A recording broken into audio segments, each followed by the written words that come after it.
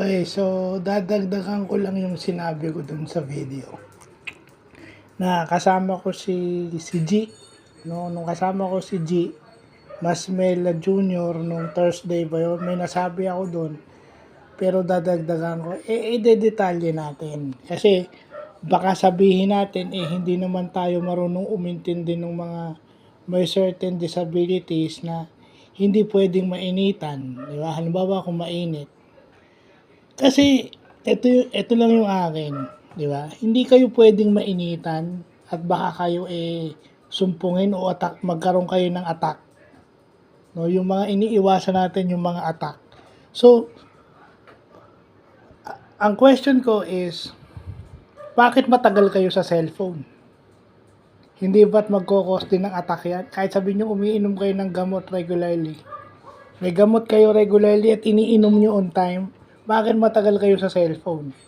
And then pag maiinitan, ayaw nyo. Hindi ba't yung cellphone yung nagkakos din ng attack sa inyo? Hindi nga lang madali. No? Mas matagal yung mag-cause ng attack sa cellphone kaysa dun sa directly na initan ka. Kasi, unang-una, your body can compensate, lalo na pag ang katawan mo nasanay. Kung sanay yung katawan mo kahit sa konting init, matatagalan ng katawan mo yan. No? Immune ka sa ganyan kahit sandali. Kasi nga, nakasanayan mo. Ngayon, kung hindi mo nakasanayan, hindi mo talaga magagawa.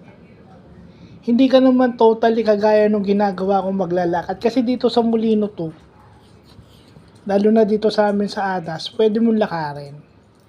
Kung halimbawa pupunta ka ng ibang lugar to visit PWD members or yung mga officer din na kaibigan mo sa ibang barangay o sa ibang lugar. Hindi ka naman maglalakad Maintindihan ko kung maglalakad ka. And understandably, bakit ako naglalakad? It's within Molino to. It's within our barangay. It's within my territory. Sanay ako dyan. Kasi sa Molino to lang yan. Molino to. Pero kung aabot yan ng Molino 3, Molino 1, or Bayanan, hindi ko na kaya yun. Okay? Kasi kung pupunta ka na iba, hindi ka naman sasabihin mo mainit bumiyahe. Mainit bumiyahe, bakit? Ang question ko sa inyo, kasi nasanay kayo, gusto nyo aircon. Gusto nyo aircon ng biyahe, pero pagdating nyo sa bahay, electric fan din ang ginagamit nyo, hindi aircon. Kasi sinasanay nyo rin yung sarili nyo. So kung doon kayo nasanay, ginagawa nyo, kagaya nung sinabi ko, ginagawa nyo excuse yun. Kasi kung gusto nyo talaga na pumunta sa mga members nyo, yung mga kakilala nyong members to personally ibigay sa kanila. Okay? Kung hindi naman malayo, bakit ipapalalabog mo pa? Kung ang distansya ng from your house to dun sa member is 1 jeepney ride, aanin mo yung 11 pesos or 22 pesos round trip. May abot mo lang yung kailangan niya kumpara mo sa Lalamove. Magkano yung Lalamove or magkano yung LBC or magkano yun? Kumpara mo dun sa 22 pesos, 11 pesos each o 24 pesos round trip. Kumpara mo dun sa 200 pesos or 150 pesos na delivery charge. And yun na nga, di ba? China-charge nyo pa yung sa member nyo pa china-charge yun, alam nyo, dapat marunong din kayo tumingin ng member. Kung alam nyo ang member nyo walang kakayahan magbayad, di ba? I-charge nyo na sa inyo kung magpapalalamove kayo or what. Kasi, alam nyo na nga walang pera sa kanila nyo pa i-charge. Tingnan nyo muna. Ngayon kung may pera naman at kaya nila din, sige, charge nyo kasi alam nyo kaya nilang magbayad. Tanungin nyo muna. Hindi yung magpapalalamove kayo tapos biglang sasabihin, i-charge doon kung kanino i-deliver. Mali naman ata yun. Tanungin nyo muna bago nyo ipa-deliver. Yun na nga sinasabi ko, di ba? Bakit pa kayo gagastos ng ganong kalaki? Kung pwede naman kayo mamasahe, jeepney, mag-commute kayo, or tricycle, kung magkano yung pamasahe mo, ang special tricycle is 50 or 100 pesos, eh magkano lalamove? Magkano lalamove? 250, 150. Oh, mas mahal pa rin siya ng 50. Oh.